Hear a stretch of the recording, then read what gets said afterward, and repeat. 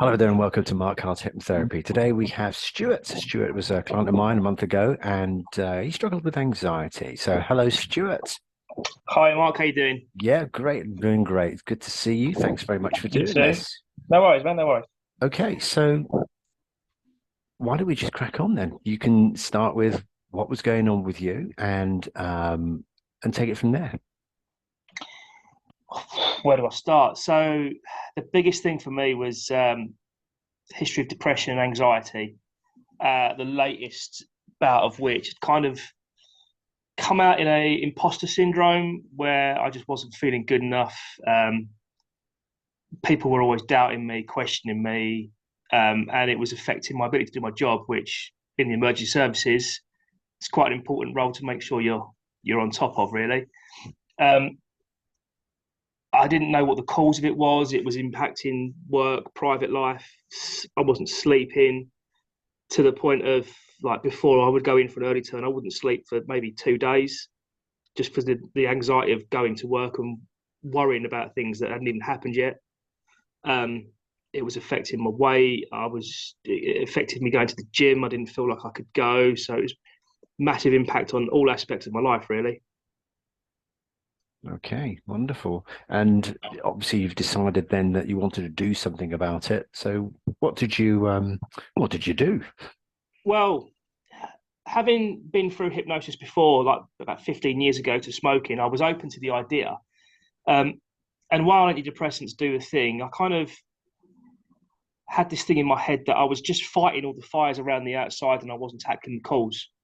So I kind of wanted to get a grip of the main cause or get to the root of the problem. So that's when I was speaking to my partner about potentially thinking about retrying hypnotherapy.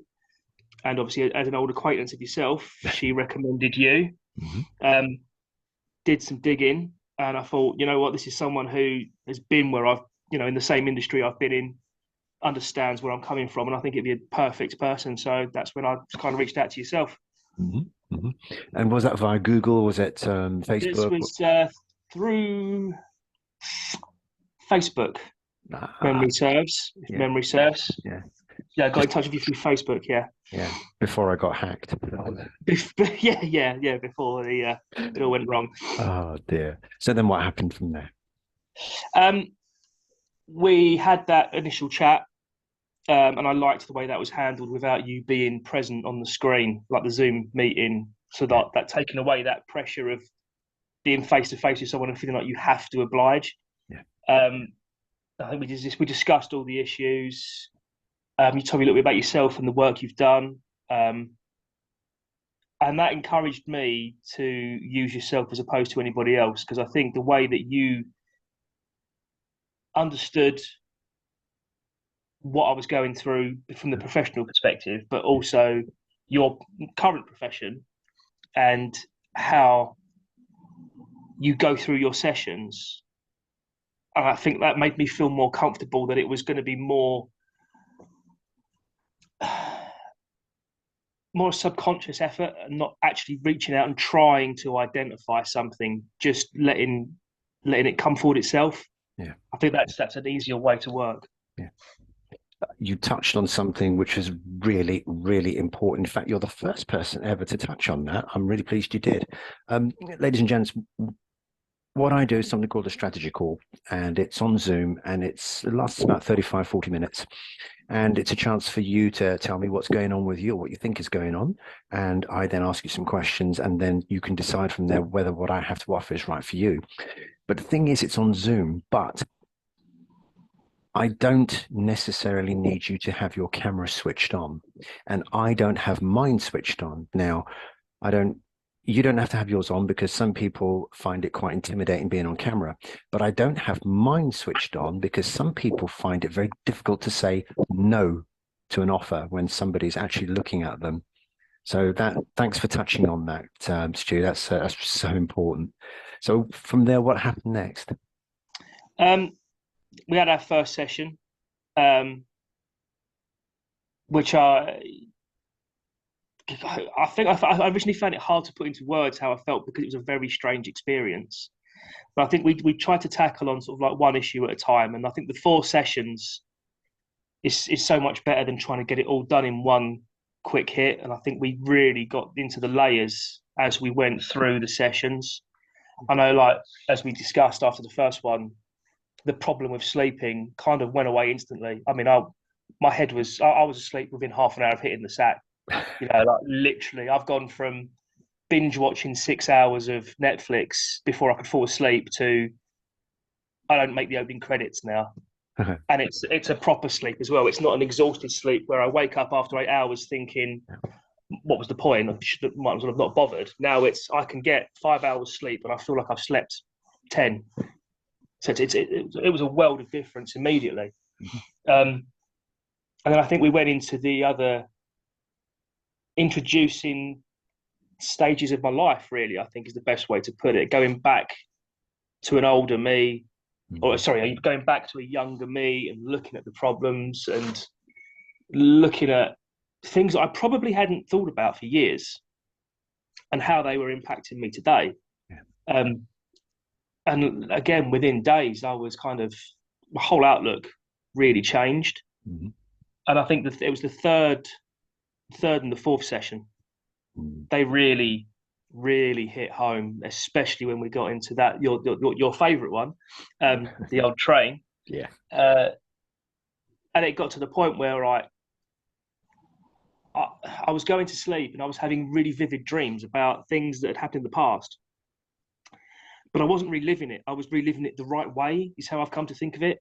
I was changing the outcome. I was consciously making that decision to, this is what happened. This is where it went wrong. It's not going to happen this time.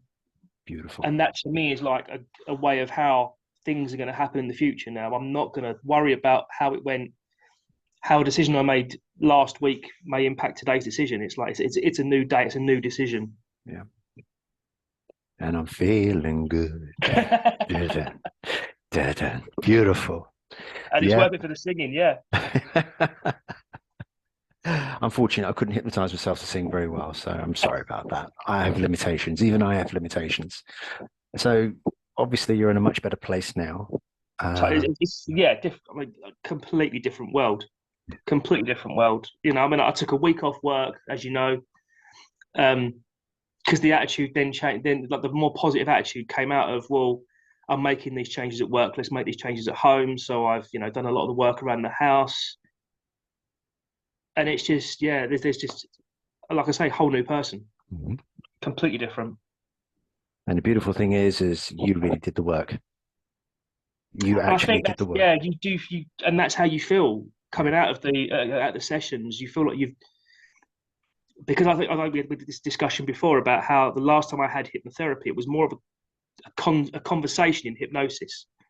This was more, because I wasn't engaged in the conversation, it was all just going on. It did feel like you were taking action, you were taking the responsibility. It wasn't somebody else telling you what to do. It was all going on in your head. Yeah. Which means that the control room is very important, that very final one, where you literally switch things on, turn things off, and rewrite the script of your life. Yeah. Yeah. Was it a long script that you wrote, do you recall? Do you remember?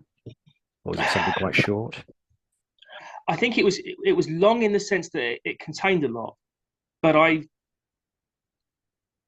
this was a subconscious decision. I kind of bullet pointed everything. It wasn't. I didn't write it out as a script per se.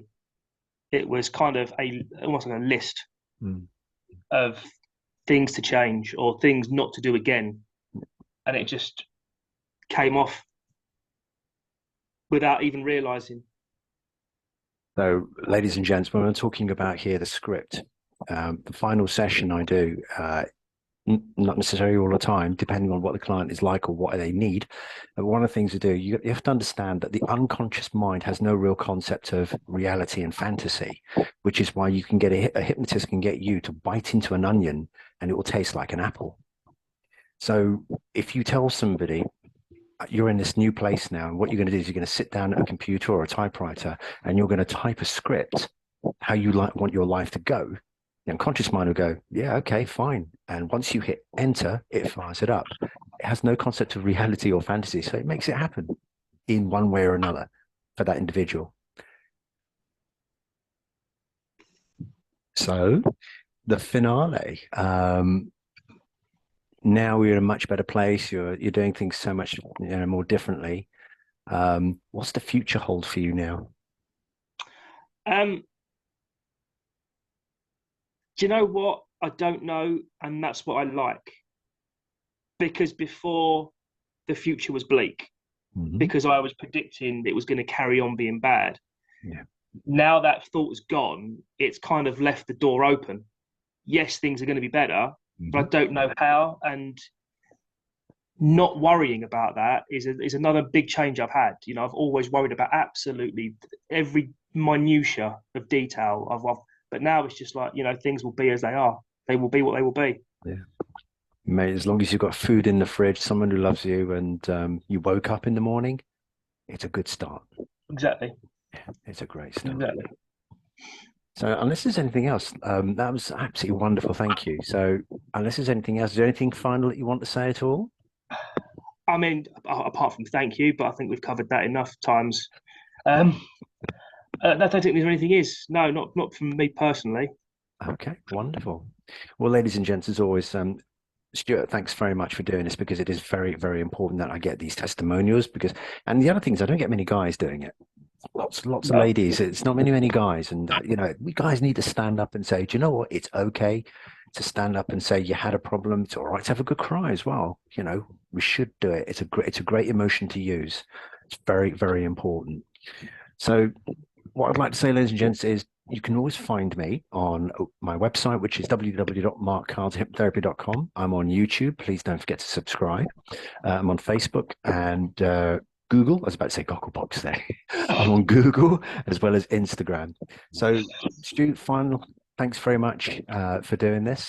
And no ladies, worries. Thank you. outstanding. And ladies and gentlemen, I wish you the very best from Mark Carter of Mark Carter Therapy, wishing you the very best mental, emotional, and physical health.